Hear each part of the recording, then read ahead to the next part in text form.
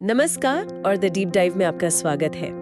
आज हम एक बहुत ही बुनियादी लेकिन शायद सबसे ज़रूरी सवाल पर गौर करने वाले हैं। सवाल ये है कि इंसान आखिर है क्या, उसकी ज़रूरतें क्या हैं और जिसे हम सब सुख या खुशी कहते हैं वो असल में मिलती कैसे है। हमारे पास जो स्रोत है वो एक दार्शनिक चर्चा का ट्रांसक्रिप्ट है जो इन गहरे सवालों को बड़े ही सरल और तर्कपूर्ण तरीके से हमारे सामने रखता है। तो आज हमारा मिशन है इस चर्चा में उतरकर जीवन और शरीर के विचार को गहराई से समझना, और हम देखेंगे कि ये समझ हमारी खुशियों, हमारी ज़रूरतों और यहाँ तक कि हमारे समाज के बारे में हमारी पूरी सोच को कैसे बदल सकती है। मतलब ये सिर्फ एक फिलोसॉफिकल एक्सरसाइज नहीं है, ये हमारी रोजमर्रा की जिंदगी से जुड़ा हुआ है। बिल्कुल। और इस चर्चा का आधार ही एक प्रस्ताव है, एक प्रपोजल, जिसे हम अपनी पुरानी मान्यताओं को यूं समझिए थोड़ी देर के लिए साइड में रखकर जांचेंगे। स्रोत की शुरुआत ही इस बात से होती है कि इंसान जो कुछ भी करता है, मतलब सुबह उठने से लेके रात को सोने तक, वो सुखी होने के लिए ही करता है। लेकिन असली सुख वो सुविधाओं के ढेर से नहीं बल्कि सही समझ से आता है। जैसा कि स्रोत में एक बहुत गहरी बात कही गई है, समझने और समझकर जीने में ही सुख है। समझने और समझकर जीने में ही सुख है। वाह, चलिए तो फिर इसी से शुरू करते हैं। स्रोत का जो सबसे पहला और जो केंद्रीय विचार है वो ये है कि इंसान सिर्फ एक शरीर नहीं है, बल्कि मानव जीवन और शरीर का एक सह अस्तित्व है, अ को एग्जिस्टेंस। ये दोनों साथ हैं लेकिन इनकी वास्तविकताएं अलग हैं। और यहीं से बात बहुत दिलचस्प होनी शुरू होती है। स्रोत इनकी भूमिका को बहुत साफ तरीके से अलग करता है। शरीर एक साधन है, एक इंस्ट्रूमेंट की तरह, और जीवन उस साधन का साधक है, यानी यूजर। मतलब निर्णय लेने वाला, महसूस करने वाला, समझने वाला जीवन है, शरीर या हमारा दिमाग नहीं। एक मिनट, यहाँ मैं थोड़ा रुकना चाहूंगी।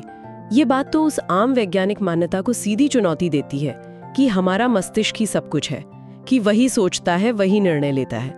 ये कहना कि मस्तिष्क भी शरीर की तरह एक साधन है और असली यूजर कोई और है जिसे जीवन कहा जा रहा है, ये थोड़ा हजम करना मुश्किल है। स्रोत इस बात को कैसे सही ठहराता है? ये सवाल बिल्कुल वाजिब है। स्रोत का तर्क ये है कि मस्तिष्क सूचनाओं को प्रोसेस करता है, वो एक बेहद जटिल हार्डवेयर की तरह है। हार्डवेयर जी, लेकिन मैं कौन हूं जो उन सूचनाओं के आधार पर फैसला लेता है? मैं जो खुशी या दुख महसूस करता है वो कौन है? वो मैं ही जीवन है। शरीर में होने वाली क्रियाओं को हम देख सकते हैं, माप सकते हैं, लेकिन इच्छा, विचार, आशा, ये सब जीवन के स्तर पर होने वाली क्रियाएं हैं। मस्तिष्क इन क्रियाओं में मदद जरूर करता है, पर वो इनका स्रोत नहीं है, चलाने वाला जीवन है। ठीक है, तो अगर इस तर्क को एक पल के लिए मान लें तो एक और सवाल खड़ा होता है। हम देखते हैं कि शरीर तो अलग अलग होते हैं, पुरुष का शरीर, स्त्री का शरीर, उनकी क्षमताएं, उनकी बनावट अलग होती है जी। तो क्या उनको चलाने वाला जीवन भी अलग अलग होता है? स्रोत के अनुसार बिल्कुल नहीं, और ये एक बहुत ही क्रांतिकारी विचार है। अच्छा? जीवन की जो मूल क्षमता है, जो फंडामेंटल कैपेसिटी है, वो हर इंसान में एक समान है, चाहे शरीर किसी पुरुष का हो, स्त्री का हो, या जिसे हम थर्ड जेंडर कहते हैं उनका हो। समझने की, महसूस करने की, निर्णय लेने की जो मूल क्षमता है वो सब में बराबर है। लेकिन हमें तो समाज में बहुत अंतर दिखाई देता है, कोई बहुत समझदार होता है, कोई नहीं होता। हाँ, और वो अंतर मूल क्षमता का नहीं बल्कि योग्यता और पात्रता का है। योग्यता और पात्रता? जी, योग्यता यानी विकसित क्षमता और पात्रता यानी समझने के लिए हमारी तैयारी। स्रोत में इसे एक बहुत ही सुंदर उदाहरण से समझाया गया है। मान लीजिए हम सबके पास 1-1 लीटर की बोतल है, तो बोतल की क्षमता यानी मूल क्षमता तो सबकी 1 लीटर ही है, ये नहीं बदलती। अच्छा। पर किसी की बोतल में पानी सिर्फ 1/4 भरा है, किसी में आधा, और कोई उसे पूरा भरने के करीब है। ये जो पानी की मात्रा है, ये हमारी योग्यता है जो हमने अपने अनुभव और शिक्षा से विकसित की है। और हम उस बोतल में और पानी डालने के लिए कितने तैयार हैं, वो हमारी पात्रता है। तो समाज में जो अंतर दिखता है वो इस बात का है कि किसने अपनी मूल क्षमता का कितना विकास किया है, ना कि इस बात का कि किसी की क्षमता कम और किसी की ज्यादा है। वाह, तो मतलब हम सब 1 लीटर की बोतल लेकर ही पैदा हुए हैं। ये बहुत ही होपफुल विचार है। तो इस हिस्से का सार ये हुआ कि मानव सिर्फ शरीर नहीं बल्कि जीवन और शरीर का एक मिला जुला रूप है। जी। शरीर एक साधन है और असली कर्ता जीवन है। और सबसे बड़ी बात, हम सबकी समझने की मूल क्षमता एक जैसी है, चाहे हमारा शरीर, हमारी जाति या हमारा लिंग कुछ भी हो। ठीक है, तो ये बात तो समझ में आई। लेकिन अगर जीवन और शरीर इतने अलग हैं, तो मुझे लगता है कि इनकी जरूरतें भी बिल्कुल अलग होंगी, है ना? बिल्कुल। जैसे मेरे शरीर को तो रोटी चाहिए, पर मेरे जीवन को क्या चाहिए? पर इस पर आने से पहले स्रोत अर्थशास्त्र के एक बहुत बड़े नियम को चुनौती देता है, जिसने हमारी पूरी दुनिया को शेक दिया है। वो नियम है कि इंसान की जरूरतें अनंत है। Is it really true? Are human needs really unlimited? स्रोत इस विचार को सिरे से खारिज करता है और ये शायद इस पूरी चर्चा का सबसे विस्फोटक हिस्सा है। हाँ बिल्कुल। प्रस्ताव यह है कि मानव की आवश्यकताएं सीमित हैं, फाइनाइट हैं, और साधन, और उन्हें पूरा करने के लिए प्रकृति में साधन पर्याप्त हैं, अबंडेंट हैं। ये उस पूरी सोच के ठीक उलट है जो हमें स्कूलों कॉलेजों में पढ़ाई जाती है कि human wants are unlimited but resources are scarce. लेकिन ये तो हमारी पूरी अर्थव्यवस्था का आधार है, और सच कहूं तो ये महसूस भी होता है। मुझे हमेशा एक नया फोन चाहिए होता है, एक बेहतर गाड़ी और बड़े घर का सपना तो सब देखते हैं। ये तो अनंत ही लगता है। क्या स्रोत ये कहता है कि ये और ज्यादा की चाहत हमारी जरूरत नहीं बल्कि कुछ और है? बिल्कुल सही पकड़ा आपने। स्रोत पहले शारीरिक जरूरतों की बात करता है। एक लिस्ट बनाते हैं, हवा, पानी, भोजन, कपड़ा, मकान। आज के दौर में इसमें आप बिजली, इंटरनेट, फोन भी जोड़ सकते हैं। अब सवाल ये है कि क्या इनमें से कोई भी चीज अनंत मात्रा में चाहिए? क्या कोई इंसान अनंत रोटियां खा सकता है या हजारों कपड़े एक साथ पहन सकता है? नहीं, बिल्कुल नहीं। शरीर की जरूरतें मात्रा में सीमित हैं। बात तो सही है। और स्रोत एक बहुत सुंदर नियम की ओर इशारा करता है। जो चीज हमारे जिंदा रहने के लिए जितनी ज्यादा जरूरी है, प्रकृति में वो उतनी ही ज्यादा मात्रा में उपलब्ध है। अरे वाह! हमारे लिए सबसे जरूरी क्या है? हवा। हम कुछ मिनट भी उसके बिना नहीं रह सकते, और हवा प्रकृति में हर जगह है, सबसे ज्यादा। उसके बाद आता है पानी, फिर भोजन। तो समस्या साधनों की कमी की है ही नहीं, समस्या है गलत प्रबंधन की, मिसमैनेजमेंट की, और उससे भी गहरी समस्या है कमी के भ्रम की, और फॉल्स बिलीफ इन स्कार्सिटी। और ये एक भ्रम पूरे समाज का कैरेक्टर बदल देता है। स्रोत के मुताबिक सिर्फ ये एक लाइन कि आवश्यकताएं अनंत हैं और साधन सीमित हैं, यही समाज में डर पैदा करती है, असुरक्षा पैदा करती है, जमाखोरी की प्रवृत्ति और गलाकाट प्रतिस्पर्धा को जन्म देती है। सबको लगता है कि केक छोटा है, इसलिए अपना हिस्सा जल्दी से छीन लो, जमा कर लो, वरना मुझे नहीं मिलेगा। जबकि सच ये है कि केक सबके लिए जरूरत से ज्यादा है। बिल्कुल, ये डर ही शोषण की जड़ है। अगर मुझे यकीन हो कि मेरे लिए और मेरे बच्चों के लिए जरूरत की हर चीज प्रकृति में मौजूद है, तो मैं क्यों किसी का हक मारूंगा या क्यों जरूरत से ज्यादा जमा करूंगा? तो इस खंड का त्वरित सारांश ये है कि प्रचलित मान्यता के बिल्कुल विपरीत मानव की जरूरतें सीमित हैं, और उन्हें पूरा करने के लिए प्रकृति में साधन पर्याप्त हैं। कमी का भाव एक भ्रम है जिसे हमारी शिक्षा और समाज व्यवस्था ने पैदा किया है, और यही समाज में संघर्ष की असली जड़ है। वाह, ये तो पूरी सोच को ही पलट देता है। तो अब जब हमने ये मान लिया कि जरूरतें सीमित हैं, तो चलिए इन्हें जीवन और शरीर के आधार पर बांटते हैं। ये वो हिस्सा है जिसने मुझे सबसे ज्यादा सोचने पर मजबूर किया। हाँ, क्योंकि यहीं से हमारी सारी उलझनों की गांठ खुलती है। स्रोत के अनुसार हमारी दो तरह की आवश्यकताएं हैं। पहली है शारीरिक आवश्यकताएं, जिन्हें स्रोत एक बहुत अच्छा शब्द देता है, सुविधा। जी, जैसे भोजन, कपड़ा, मकान, ये सब भौतिक हैं, इन्हें नापा तौला जा सकता है। और इनकी एक और खास बात है, इनकी जरूरत समय समय पर यानी सामयिक रूप से पड़ती है। हमें भोजन तभी चाहिए जब भूख लगे, कपड़े तभी चाहिए जब पुराने फट जाएं। और दूसरी तरह की जरूरतें? दूसरी हैं जीवन की आवश्यकताएं, जिन्हें स्रोत सुख कहता है। सुख जैसे सम्मान, विश्वास, स्नेह, प्यार। ये अभौतिक हैं, इन्हें आप किलो या लीटर में नहीं नाप सकते। और इनकी सबसे खास बात यह है कि इनकी जरूरत हमें निरंतर होती है, कंटिन्यूअसली।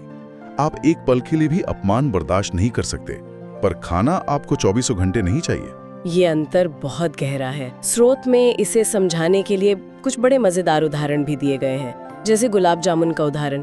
मुझे गुलाब जामुन बहुत पसंद है, लेकिन अगर कोई मुझे दिन रात 24 घंटे सिर्फ गुलाब जामुन ही खिलाए तो क्या होगा? शायद तीसरे दिन मैं गुलाब जामुन का नाम सुनकर ही भाग जाऊंगी। मेरी पसंदीदा मिठाई मेरे लिए एक टॉर्चर बन जाएगी। बिल्कुल। इससे ये साबित होता है कि शारीरिक जरूरतें यानी सुविधा एक सीमा के बाद उबाऊ और फिर कष्टकारी हो जाती हैं। लेकिन क्या सम्मान के साथ भी ऐसा होता है? क्या आप कभी कह सकते हैं कि बस आज बहुत सम्मान मिल गया, अब अगले एक हफ्ते तक कोई सम्मान मत देना। कभी नहीं। नहीं, सम्मान तो हर पल चाहिए। एक और उदाहरण था मेहमान वाला।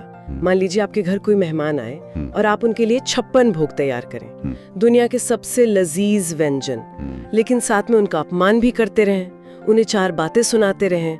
क्या वो मेहमान खाना खाएंगे? कभी नहीं। वो भूखे उठ जाएंगे। इसका मतलब साफ है कि भोजन यानी सुविधा अपनी जगह जरूरी है, लेकिन सम्मान यानी सुख उससे कहीं ज्यादा बुनियादी जरूरत है। और यहीं पर इस पूरी चर्चा का सबसे महत्वपूर्ण निष्कर्ष सामने आता है, अ मास्टर की। और वो है, सुविधा इज नॉट इक्वल टू सुख। Convenience is not equal to happiness. सुविधा से सिर्फ सुविधा ही मिलती है, सुख नहीं। हमारी और हमारे पूरे आधुनिक समाज की सबसे बड़ी गलती, सबसे बड़ा भ्रम यही है कि हमने सुविधा को ही सुख मान लिया है। हमें लगता है कि बड़ी गाड़ी हमें सुखी कर देगी, बड़ा घर हमें सुखी कर देगा, महंगे कपड़े हमें सुखी कर देंगे, पर वो सिर्फ सुविधा दे सकते हैं, सुख नहीं। तो इस खंड का सार ये है कि शरीर की जरूरतें सुविधा कहलाती हैं, जो सीमित और सामयिक है, जबकि जीवन की जरूरतें सुख हैं, जैसे सम्मान और विश्वास, जो हमें निरंतर चाहिए। बिल्कुल। और सबसे बड़ी सीख ये कि सुविधा से सुख नहीं खरीदा जा सकता।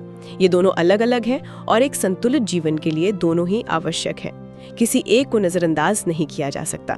तो इसका हमारे समाज के लिए क्या मतलब है? ये जो सुविधा को सुख मान लेने का भ्रम है, ये हमारे समाज को, हमारी शिक्षा को, हमारी अर्थव्यवस्था को कैसे प्रभावित करता है? स्रोत के अनुसार इसका सबसे गहरा और विनाशकारी प्रभाव हमारी शिक्षा व्यवस्था पर पड़ा है। आधुनिक शिक्षा की आलोचना करते हुए स्रोत बताता है कि आज का अर्थशास्त्र हमें बस 2 ही चीजें सिखाता है, लाभ उन्माद यानी प्रॉफिट मेनिया, और भोग उन्माद यानी कंजम्पशन मेनिया। मतलब बस हर हाल में मुनाफा कमाओ और उस मुनाफे से बस चीजें खरीदते जाओ, उनका उपयोग करते जाओ। ये तो हम अपने चारों तरफ देखते हैं, चाहे वो फोन कंपनियां हों जो हर साल बस कैमरा थोड़ा सा बेहतर करके नया मॉडल बेचती हैं, या फिर फास्ट फैशन इंडस्ट्री हो जो हमें हर हफ्ते नए कपड़े खरीदने के लिए उकसाती है, जिनकी हमें जरूरत भी नहीं होती। ये सब कंजम्पशन मेनिया ही तो है। बिल्कुल। और इस मानसिकता से समाज में सिर्फ शोषण और संग्रह की प्रवृत्ति बढ़ती है। इसी तरह समाजशास्त्र हमें सर्वाइवल ऑफ द फिटेस्ट का सिद्धांत सिखाता है, यानी जिसकी लाठी उसकी भैंस। हाँ, ये सिद्धांत जंगल के लिए, जानवरों के लिए तो शायद ठीक हो, लेकिन मानवीय संबंधों के लिए ये जहर के समान है। एक परिवार में हम सर्वाइवल ऑफ द फिटेस्ट पर नहीं चलते। परिवार में तो हम सबसे कमजोर सदस्य का, बच्चे का या बूढ़े का सबसे ज्यादा ध्यान रखते हैं। मानवीय संबंध सहयोग और सह-अस्तित्व पर चलते हैं, संघर्ष पर नहीं। स्रोत में एक डॉक्टर या इंजीनियर का बहुत ही सटीक उदाहरण दिया गया है। देखिए, शिक्षा उन्हें एक स्किल तो देती है। एक इंजीनियर को पुल बनाना आता है, एक डॉक्टर को ऑपरेशन करना आता है, लेकिन अगर उनकी मानसिकता, उनका माइंडसेट सिर्फ लाभ कमाने का है, तो वे अपनी स्किल का दुरुपयोग करेंगे। हाँ, तब मरीज उनके लिए एक इंसान नहीं बल्कि एक ग्राहक बन जाएगा, जिससे ज्यादा से ज्यादा पैसा निचोड़ना है। तब वो इंजीनियर ऐसा पुल बनाएगा जिसमें सीमेंट की जगह रेत ज्यादा होगी, ताकि उसे मोटा मुनाफा हो, भले ही वो पुल पहली बारिश में ढह जाए। समस्या स्किल की नहीं है, समस्या उस मानसिकता की है जो हमारी शिक्षा हमें दे रही है। तो समस्या की जड़ हमारी यही गलत मान्यताएं हैं। इन मान्यताओं के कारण ही व्यक्ति शोषण और संग्रह करके सुखी होने का प्रयास करता है, लेकिन हो नहीं पाता। बिल्कुल। क्योंकि वो कितनी भी सुविधाएं, कितनी भी भौतिक चीजें जमा कर ले, जीवन की जो असली आवश्यकता है, यानी सुख, सम्मान, विश्वास, स्नेह, वो तो पूरी ही नहीं हो रही है जी। वो भौतिक चीजों से एक अभौतिक जरूरत को पूरा करने की कोशिश कर रहा है, जो कि असंभव है। तो आज की इस पूरी बातचीत का सार देखें तो हमने एक बहुत ही दिलचस्प यात्रा की। हमने मानव को सिर्फ एक शरीर नहीं बल्कि जीवन और शरीर के सह अस्तित्व के रूप में देखा जी। हमने अनंत आवश्यकताओं के उस आर्थिक मिथक को तोड़ा जो हमारे समाज में डर और होड़ की वजह है। और सबसे महत्वपूर्ण, हमने सुख और सुविधा के बीच के उस बारीक लेकिन बेहद गहरे अंतर को पहचाना, जिसे न समझ पाने की वजह से हम सब परेशान हैं। और सबसे महत्वपूर्ण बात जो घर ले जाने वाली है वो ये है कि असली सुख सही समझ से आता है, सुविधाओं के ढेर से नहीं। हमारी व्यक्तिगत परेशानियां हों जैसे रिश्तों में तनाव या डिप्रेशन, या फिर सामाजिक समस्याएं हों जैसे भ्रष्टाचार, शोषण या पर्यावरण का विनाश, इन सब की जड़ में हमारी अपनी ही गलत मान्यताएं हैं। अगर हम ये समझ जाएं कि हम असल में क्या हैं और हमारी वास्तविक ज़रूरतें क्या हैं, तो हम खुद भी सुखी हो सकते हैं और एक बेहतर समाज भी बना सकते हैं। हमारे श्रोताओं के लिए एक आखिरी विचार छोड़कर जाते हैं। स्रोत ये बताता है कि हम अक्सर जीवन की ज़रूरतों जैसे सम्मान की कमी, अकेलेपन या विश्वास के टूटने से पैदा हुए दुख को सुविधा यानी भौतिक चीज़ों से भरने की कोशिश करते हैं और हमेशा नाकाम होते हैं। सोचने वाली बात यह है कि हम अपने जीवन में कितनी बार किसी भावना से जुड़ी समस्या का समाधान किसी वस्तु से करने की कोशिश करते हैं। पिछली बार जब हम परेशान या दुखी थे तो क्या हमने शॉपिंग की या कुछ महंगा ऑर्डर करके खाया, और क्या उससे हमारी समस्या का सच में समाधान हुआ या वो सिर्फ एक अस्थायी डिस्ट्रैक्शन था।